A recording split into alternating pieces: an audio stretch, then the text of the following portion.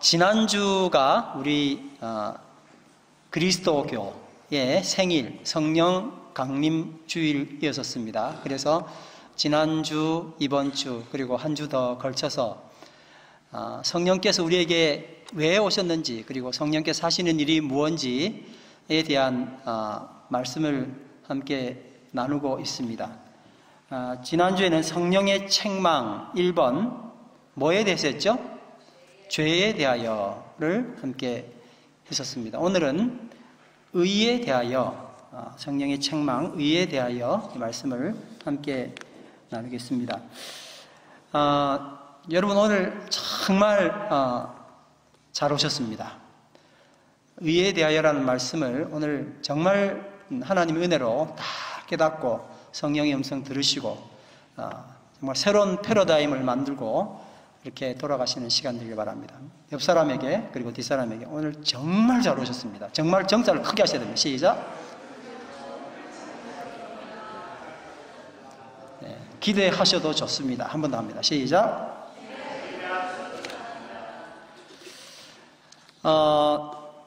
정말 한 3, 4년 됐나요? 마이클 샌델이라고 하는 교수가 도덕과 정의가 무엇인가 하는 이야기를 한국에서 왜 이 하버드 대학에서 있었던 강의가 한국에서 그렇게 절찬됐는지, 이 정의가 무엇인가라는 책이 엄청나게 팔리고 정의 강의가 한국에 난리가 났었던 적이 있었습니다. 그래서 그때 제가 이 정의와 연관해가지고 이 마이클 샌들 교수의 이 강의, 하버드 대학 강의를 다 경청했던 생각이 오늘 또 다시 나네요.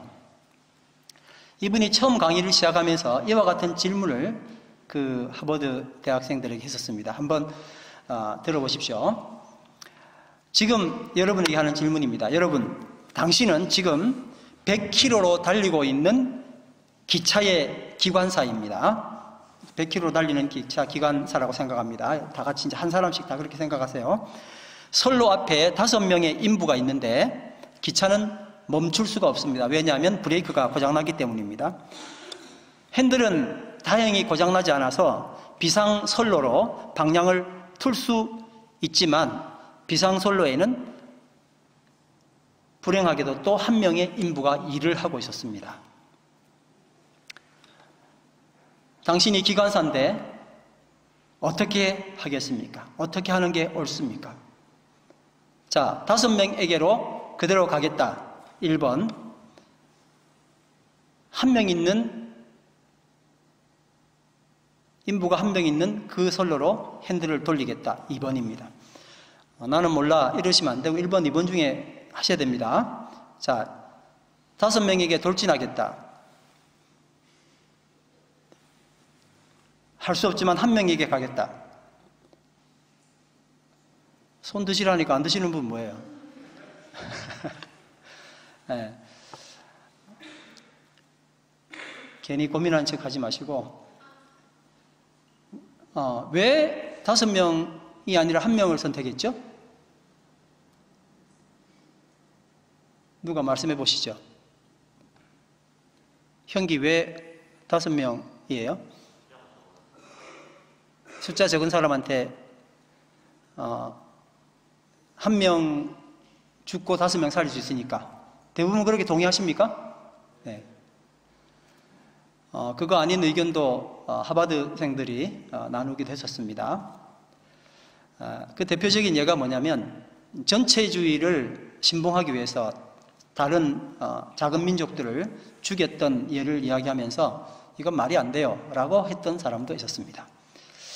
자, 여러분 거의 대부분이 5명을 살리기 위해서 1명을 죽이는 것이 그래도 옳은 일이라고 그렇게 선택을 하셨습니다. 이제 여기에 한계된 거고 여러분의 도덕성에 문제가 있다든지 그런 이야기를 하는 게 아닙니다. 그냥 재미로 받아주셔야 됩니다. 하버드생들이 똑같이 그렇게 했었습니다.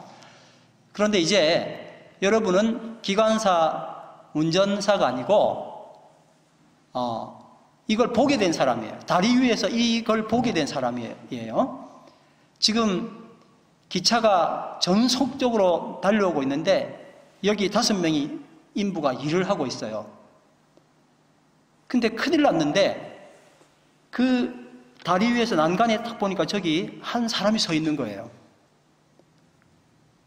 아무리 소리쳐도 이 사람들이 잘 모르는데 그 사람이 딱 밀어서 거기 떨어지면 그 사람은 죽을 수는 있지만 그 5명을 살릴 수 있는 딱 찬스가 거기 생겼어요. 이제 여러분이 거기 구경하는 사람으로서 이 사람을 밀어서 5명을 살리겠습니까? 안 그러면 밀지 않고 5명 죽이는 걸 그대로 보겠습니까? 자, 밀겠다. 사모님 들었습니다. 저 사모님이 윤리적으로 문제 있다는 이야기를 하시면 절대 안 돼요. 자, 절대 못 민다. 밀 수 없다. 손을 드셔야 되는데, 네. 모르겠다. 너무 많으시네요.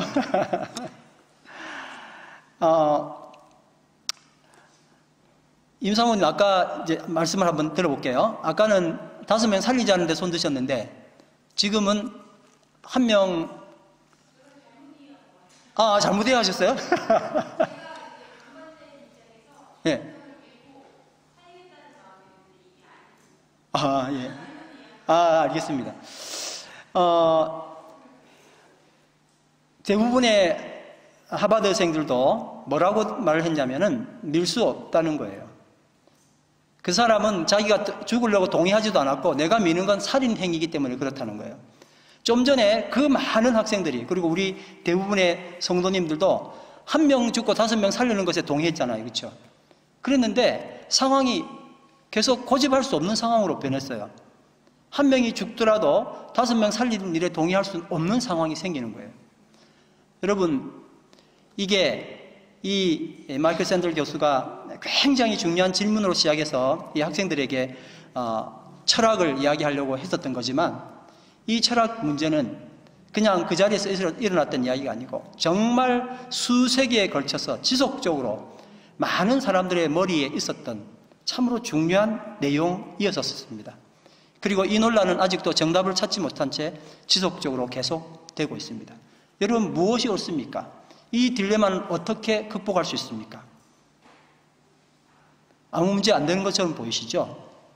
지금 현재 내 상황과 너무나 맞닥뜨려져 있기 때문에 정말 심각한 문제일 수밖에 없습니다. 예수님은 진리의 성령이 오셔서 우리에게 죄에 대하여 책망하신다고 말씀하셨습니다. 죄는 뭐라 그랬죠? 예수를 믿지 않는 거라 그랬어요. 그렇죠? 믿지 않음이 죄라 그랬어요. 이 세상에 많은 사람들은 나쁜 짓, 거짓말하고 살인하는 게 죄라고 이야기했지만 이것은 죄의 결과이었습니다. 죄는 하나님을 믿지 않기 때문에 생겼던 문제였습니다. 지난주에 주보와 그리고 동영상을 한 번 더 보셔도 될 것 같습니다. 그 이야기를 더 말씀드리지 않고 계속 두 번째 이야기, 의에 대하여 말씀을 드립니다. 여러분, 의가 뭐죠? 의에 대하여라 함은 성령이 책망하시는 내용 중에 의에 대하여라 함은 하고 의를 말씀하셨어요. 의는 쉽게 말하면 옳은 거예요. 옳은 것. 그렇죠? 옳은 것에 관해서 이야기한다면 이라고 이야기합니다. 여러분, 어떤 사람은요, 이 5명 죽고 한 사람, 5명 살리기 위해서 한 사람 죽는 그 자리에 나나 혹은 내 가족이 끼어 있을 때 여러분 어떻게 하실 거예요? 그 한 사람이 자기 의도와 관계없이 죽었을 때 어떻게 하실 건데요? 정부를 상대로, 기관사를 상대로, 기관차 회사를 상대로 얼마나 많은 불만과 많은 말들을 하게 되겠습니까? 옳다고 여겨졌던 그런 일들이 어쩔 때는 나의 이익과 상반됐을 때 결코 옳지 않은 일들이 되고 말거든요. 그렇죠? 도대체 옳음은 어디 있냐는 거예요. 여러분, 이제 여기까지 이야기하고 그 다음 이야기를 해보겠습니다. 의에 대하여라 함은, 여러분 잘 생각해 보세요. 옳음에 대해서 말씀하는 거예요. 옳음, justice, righteousness. 옳음에 관하여 내가 이야기하는데 뭐라고 말씀하셨어요? 한번 보겠습니다. 몇 절입니까? 10절 한번 띄워주시면 보겠습니다. 10절 뭐라고 되어 있죠? 의에 대하여라 함은 시작. 내가 아버지께로 가니 너희가 다시 나를 보지 못하니. 여러분, 이 세상은요, 옳음을 지금 현재까지도, 민주주의를 구성하고 있는 지금 현재까지도 옳음은 뭐냐면 최대 다수의 최대 이익입니다. 그렇죠? 많은 사람이, 아주 더 많은 사람이 좋은 이익을 가지게 됐을 때 그걸 정의라고 이야기하는 거예요. 그게 공리주의입니다. 다른 이야기도 많고 철학적인 이야기가 너무나 많이, 아주 많이 있었습니다만은 그냥 좀 잘라서 말씀을 드리려고 합니다. 공리주의가 팽배했습니다. 그러나 이것을 반대해서 아니야, 좀 전에 우리 두 이야기가 달랐던 이유는 결과가 선하면 그 앞에 양식이 뭐든지 관계없다고 했기 때문에 우리가 5명이 동의를 한 거예요. 근데 그 사람 미는 거에 대해서는 왜 동의를 하지 못했냐면은 근본적으로, 원론적으로 되지 않는다, 살인이라는 건 나쁜 일이야 라고 했기 때문에 다르게 적용됐던 거예요. 그렇죠? 그래서 공리주의가 나왔는데 약자들은 항상 힘들어지는 거예요. 그렇죠? 최대 다수는 좋은데 약자는 힘들어져요. 그 한 명이 내 가족일 때는 너무나 뜻밖의 일들을 만나서 고통스럽단 말이에요. 그때 큰 어떤 공리주의를 대신한 좋은 주의가 하나 나오는데 무슨 주의가 나왔을까요? 이 공산주의가 나온 거예요. 다 같이 많이 가진 사람도 이득을 보고 적게 가진 사람은 나누어져서 이득을 볼 수 있는 공산주의가 나왔습니다. 또 실패한 공산주의 이제 여러분 느끼시죠? 그렇죠? 한때는 그게 정말 대단했던 이 전 세계를 주도해왔던 그런 사상이었습니다. 그런데 지금은 많이 수그러들었습니다. 어떻게 하면 좋을까요? 어떻게 하면 이 딜레마를 극복할 수 있을까요? 이렇게 말을 하고 있는데, 그러면 예수님께서 이 중요한 상황에 진리의 성령이 오셔서 공산주의도 아니고 공리주의도 아니고 뭔 주의라고 이야기하면 얼마나 좋겠습니까마는 주의를 말씀하시지 아니하고 의에 대하여라. 너희가 의를 잘 알지 못해. 옳음이 뭔 줄 알아? 라고 하시더니 뭐라고 말씀하셨냐면 내가 아버지께로 가는 거래요. 이해가 되세요? 내가 아버지께로 가는 게 의래요. 그리고 너희가 다시는 나를 보지 못하는 게 그게 의라는 거예요. 도대체 그 옳음이, 이 세상에서 내가 그렇게 옳다 말했던 그 옳음이 예수님께서 하나님께로 돌아가는 것과 무슨 관계가 있냐고요. 그리고 우리가 다시 예수님 바라보지 못하는 게 무슨 관계가 있냐고. 제가 아주 중요한 한 단서를 여러분에게 드리겠습니다. 5절 말씀. 지금 내가 나를 보내신 이에게로 가는데 너희 중에서 나더러 어디로 가는지 묻는 자가 없고. 여러분 물어봐서 예수님 어디 가세요? 물어봤는데 진짜 어디 가는 줄 알았던가 봐요. 무관심했었어요. 예수님이 돌아가시는 곳에 대해서 무관심했었어요. 여러분, 하나님 이 말씀의 의미를 허락해 주십시오 하고 제가 아주 간절하게 기도를 드리는데 정말 잠결에 꿈결에 우리 수련회 때 했던 팔복 생각이 났었어요. 이야, 지금 5명이 죽느냐 1명이 죽느냐 그거 가지고 지금 싸우고 있는 이 공리주의냐 공산주의냐 안 그러면 근본주의냐를 가지고 따지고 있는 이 상황에서 느닷없이 팔복이 나온 거예요. 거기 손해보는 사람, 우는 사람, 고통스러운 사람이, 여러분 정의는요 행복이거든요. 행복이라고 이렇게 이 세상은 주장하고 있단 말이에요. 정의는 행복인데 행복하지 않은 그 사람들 다 대놓고는 행복하다고 말하는 그 팔복을 도대체 뭘 이야기하고 싶었던 건가? 전혀 다른, 이 딜레마를 해결할 수 있는 전혀 다른 국면이 예수님께서 오셔서 했던 첫 번째 설교였어요. 가난한 자가 복이 있대요. 말이 되는 소리예요. 다 뺏어갔는데 뭐가 복이 있어요? 전혀 다른 국면을, 이 딜레마를 아무리 싸워도 해결될 수 없는, 여러분 우리는 충분히 이야기할 수 있어요. 10시간 100일 동안이라도 이 두 논리를 가지고 이야기할 수 있어요. 그러나 전혀 다른 하나님의 이 딜레마를 풀 수 있는 놀라운 대답을 하신 거예요. 그게 팔복에 있었어요. 여러분, 1차원적 세계는, 점과 점의 세계는 해결할 수 없는 것이 무슨 차원으로 가면 해결할 수 있어요? 2차원 면의 세계를 가면 문제가 다 해결됩니다. 차원이 달라지는 거예요. 근데 면의 세계에서 또 해결할 수 없는 것이 3차원이 뭐죠? 공간 아닙니까? 공간의 세계로 가면 또 영역이 또 달라지는 거예요. 근데 공간의 세계에서 또 다른 세계가 뭐죠? 시간을 또 따지지 않습니까? 그게 지금 현재 우리가 살고 있는 세상이에요. 전에 제가 잠깐 말씀드렸는지 모르지만 크리스찬 영화제를 하려고 이제 2년 2번 정도 크리스찬 영화제를 했던 적을 말씀드렸었습니다. 그러면서 정말 많은 싸움이라 그럴까 그런 일들이 있었습니다. 정말 크리스찬이티가 이렇게까지 떨어진 이유가 뭘까? 왜 공립학교에서는 크리스찬 교육을 이렇게 거부할까? 이런 여러 가지 숙제를 안고 있었습니다. 그리고 발견한 내용이 뭐였냐면은 이 세상의 모든 학문은, 그 어느 시기 때부터 시작해서 이 세상의 모든 학문은 하나님 없이 세상을 해석하는 거였어요. 진정한 학문은 뭐라고요? 한번 따라합시다. 학문은 하나님을 아는 것이다. 예술은 뭘까요? 하나님을 표현하는 것이다. 따라합시다. 예술은 하나님을 표현하는 것이다. 그냥 이건 대전제예요. 학문은 뭐라고요? 하나님을 아는 것. 근데 하나님을 한번 벗겨보는 거예요. 하나님 없이 세상을 해석할 수 있는지. 그래서 그 많은 주의들이 지금 여기 나와서 풀지도 못하는 숙제를 가지고 아직도 딜레마를 안고 싸우고 있는 거예요.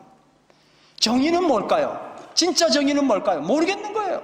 그랬더니 자기 나름의 정의를 가지고, 여러분 신미양요 때 한국에 있는 의궤를 프랑스가 가져왔어요. 약탈해 갔습니다. 그렇죠? 근데 그거 받아오는데 우리는 지금 어떻게 하고 있죠? 주시면 안 돼요. 저건데요. 웃기는 소리 하지 마. 전체주의 때 가져갔기 때문에 그때 가져간 거는 약탈이 아니라 그냥 가져간 거예요. 그게 합리화되는 세상이에요. 힘의 논리예요. 그게 뭐라고요? 의예요. 프랑스 정부에서 절대 주지 않고 그걸 뭐로 준 거예요? 장기 임대. 아니 내 값 돌려봤는데 무슨 장기 임대야. 근데 그게 의예요. 그게 옳음이에요. 이 세상은 그렇게 옳다고 이야기하는 거예요. 이 측면, 그냥 이런 측면에서 이것이 옳은지 저것이 옳은지 아무리 싸워봐야 힘셀 때, 그저 화났을 때 좀 더 말을 크게 잘하는 사람이 이길 수밖에 없는 그런 상황이 의가 된 거예요. 여러분, 우리 지금 현재 이런 딜레마 속에 있는 거예요. 그런데 예수께서 가신대요. 내가 하나님께로 돌아가신대요. 제자들은 그저 예수님이 죽는 줄 알고, 지금 여기 계시면은 뭔가 기적도 일어나고, 지금 현재 우리가 일어나는 이 딜레마에서 뭔가 좀 더 강한 힘을 줄 수 있는 예수님인데, 이분이 어디 간다니까 얼마나 힘들어요. 안 가셨으면 좋겠는데. 너희들이 근심한대요. 지금 우리 가운데 예수님이 계신 것은 현재 있는 4차원의 세계를 넘어서는 정말 정확한 대안인 거예요. 그걸 넘어가는, 그냥 평면 유지하는 줄 알았어요. 여기서 저기 가는 줄 알았는데 그게 아니라 예수님 지금 어디 오셨어요? 이 땅에. 그리고 어디로 가세요? 하나님께서 말씀하신, 하나님께서 보내신 그 자리로 돌아간다는 거예요. 전혀 다른 차원을 이야기한 거예요. 여러분, 딜레마를 극복할 수 있는 방법은 없어요. 예수께서 오셔서 우리에게, 그분 자신이 의인 예수께서 오셔서 의를 행하시고, 그리고 또 다른 차원의 이야기를 우리에게 만들어 주셨습니다. 성령이 계시네. 이건 놀라운 이야기예요. 그렇지 않으면 우리는 그냥 평면에서 괴로워했었을 거예요. 가난한 자는 그저 이를 갈다가 죽을 수밖에 없었어요. 그러나 가난한 자가 복될 수 있는 이유는 성령이 계시기 때문에 그렇습니다.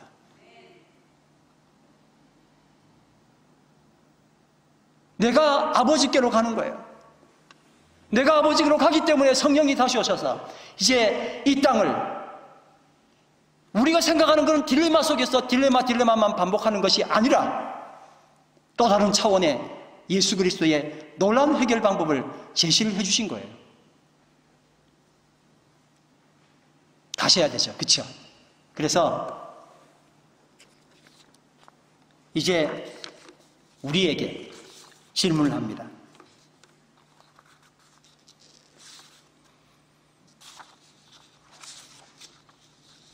좀 전에 제가 드렸던 이 의에 대해서 누가복음 12장 13절 15절에 이런 말씀이 있습니다. 무리 중에 한 사람이 이르되 선생님, 내 형을 명하여 유업을 나와 나누게 하소서. 어떻게 해야 되죠? 성경에 나오는 딜레마예요. 억울해 죽겠어요. 예수님께서 잘못한 형을 야단치시거나 일반적으로 이야기 듣고 그렇게 이야기했던 동생을 야단치시는 것이 아니라 이 사람 누가 나를 너희의 재판장이나 물건 나누는 자로 세웠느냐. 예수님을 그냥 딜레마 가운데 빠뜨리는 것이 아니라 전혀다운 예수님을 만나지 못했기 때문에 아직도 우리는 내 이익을 취하게 하여 또 이야기하고 주님 이 문제를 해결해 주세요라고 이야기하지만 주님은 거기에 전혀 개의치 않습니다. 모든 탐심을 물리치라. 사람의 생명이 그 소유에 넉넉한 데 있지 아니합니다.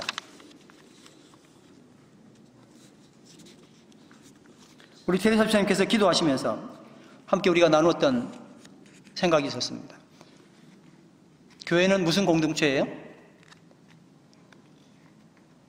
한번 따라서 교회는 손해 공동체다. 왜 이게 가능해요? 왜 교회가 손해 공동체인 것이 가능합니까? 우리는 이 땅의 딜레마 속에 있는 이런 상태의 지배를 받는 것이 아니라 하나님의 다스림을 받고 있기 때문에 그렇습니다. 이건 놀라운 축복입니다. 그래서 우리는 이 땅 가운데서 손해 공동체로 살아가야 되는 거예요. 얼마를 더 얻을까? 내 교회는 얼마나 더 유익되는 것을 많이 할 수 있을까를 이야기하는 것이 아니라 손해 공동체예요. 이 땅에 나눠줄 수 있는 공동체로 바뀌어져야 된다는 거예요. 우리 크리스찬들에게 있어서 진정한 정의는 무엇일까요? 예수님께서 하신 것처럼, 다시 이야기합니다. 예수님께서 하신 것처럼 이곳에 와서 주님께로 돌아가는 게 정의예요. 뭐가 정의라고요? 수평이동이 아니에요. 내 거 더 가져가고 주머니에 더 넣고 가는 게 아니라, 그래서 그 운명 때문에 싸우는 것이 아니라 하나님이 나를 이 땅에 보내셨고, 그리고 보낸 사명을 다하고, 그리고 하나님께로 돌아가는 것. 이게 정의예요. 우리는 뭔가 더 가지게 되고 뭔가 더 하면 될 줄 알았. 그러나 결국 수평이동하는 것이 정의인 줄 알았지만, 거기에 걸기적거리는 많은 것들을 없애버리는 게 정의인 줄 알았지만 그게 정의가 아니에요. 하나님이 나를 보내셨다는 것과 그리고 나에게 이 사명을 다 이루고 하나님께로 돌아가는 것, 그게 바로 진정한 정의인 거예요. 여러분, 정의의 개념이 딱 들어오시죠? 그렇죠? 정의는 내 마음대로 내 이익을 취하는 것이 아니라 하나님이 나에게 허락하셨던 그 사명 다하고 돌아가는 것이 정의예요.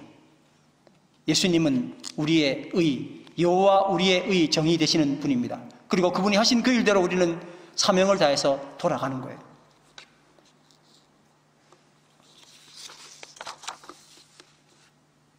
우리가 정의를, 크리스찬으로서 우리가 정의를 이룰 수 있는 방법은 무엇입니까?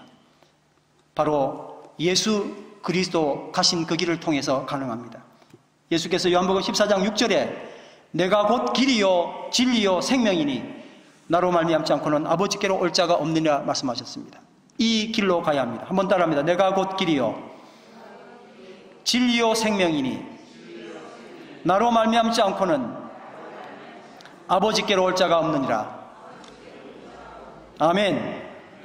정의는 우리의 어떤 옳은 행위나 바른 태도가 아니라 예수를 통해 하나님이 주신 사명을 이루고 아버지께로 가는 것이 정의입니다.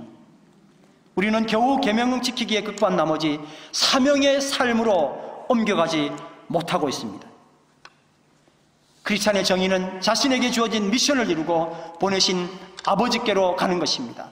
열조들이 걸어갔던 바로 그 길, 믿음의 그 길, 예수께서 걸어가셨던 그 길을 묵묵히 걸어가는 것이 정의입니다. 그래서 우리는 하나님 아버지의 보내심을 받아 이 땅에 왔고 사명을 다하면 아버지께로 돌아간다는 것을 아는 것 무엇보다 중요합니다. 여러분, 하나님은 나에게 무슨 일을 계획하시고 이 땅에 보내셨을까요? 한번 생각해 보셨습니까?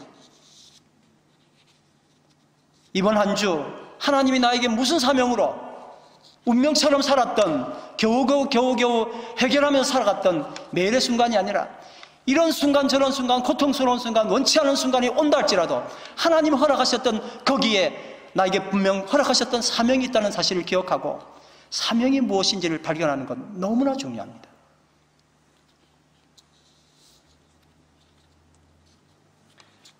사명을 미션이라고 그러죠. 미션은 두 가지가 있습니다. 하나는 커미션과 C가 빠진 오미션이 있습니다. 커미션은 뭐죠? 그레이트 커미션, 대명령. 마태복음 28장 18절에서 20절. 하늘과 땅에 있는 모든 권세를 너에게 주셨으니 그러므로 너희는 가서 따라합니다. 모든 족속으로 제자를 삼아 아버지와 아들과 성령의 이름으로 세례를 주고 내가 너에게 분부한 모든 것을 가르쳐 지키게 하라. 볼지어다 내가 세상 끝날까지 너희와 항상 함께 있으리라. 아멘. 대명령의 요지는 첫 번째 가는 것입니다. 각자 부름받은 곳으로 가는 것입니다. 멈추지 말고 가는 것입니다. 게으르지 말고 가는 것입니다. 두 번째는 제자 삼는 것입니다. 동고동락하는 제자를 삼는 것입니다. 세 번째는 말씀을 가르쳐 행하게 하는 것입니다. 내가 너에게 분부한 모든 것을 가르쳐 지키게 하라. 즉 그렇게 살도록 하게 만드는 일을 하는 것입니다. 나에게 주어진 것, 내가 가장 잘하는 내 재능이 있으면 거기에 분명 사명이 있습니다. 이 사명을 자기 자신 그저 잘 살려고 만드는 그런 목적으로 가는 것이 아니라 사명을 이룬 데 사용되게 되기를 간절히 바랍니다. 근데 중대한 누락, 그레이트 오미션도 있습니다. 뭐라고요? 오미션, 누락. 커미션은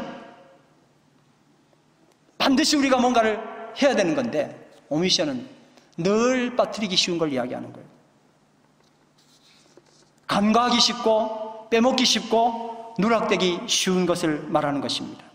우리는 우리 일상에서 이루어야 할 것도 분명히 이루어야 되지만 놓치지 말아야 할 사명이 있는 것을 기억해야 됩니다. 그것은 바로 하나님과 매일 수행되는 관계입니다. 한번 따라합시다. 매일 성경 읽고 가정 공동체로 예배드리고 가정 공동체로 예배드리고. 자, 첫 번째 매일 뭐라고요? 성경 읽고. 두 번째는 가정 공동체로 예배드리고. 그 다음에 아주 중요합니다. 어떤 상황이든 하나님께 예배드리는 삶. 따라합니다. 어떤 상황이든 하나님께 예배드리는 삶. 이게 바로 그레이트 오미션입니다. 정말 빠뜨리기 쉬운 것. 오늘 안 해도 되죠 뭐. 이번 주는 좀 바쁜데요 라고 말했던 그 빠뜨리기 쉬운 것. 그레이트 오미션을 실현하길 바랍니다.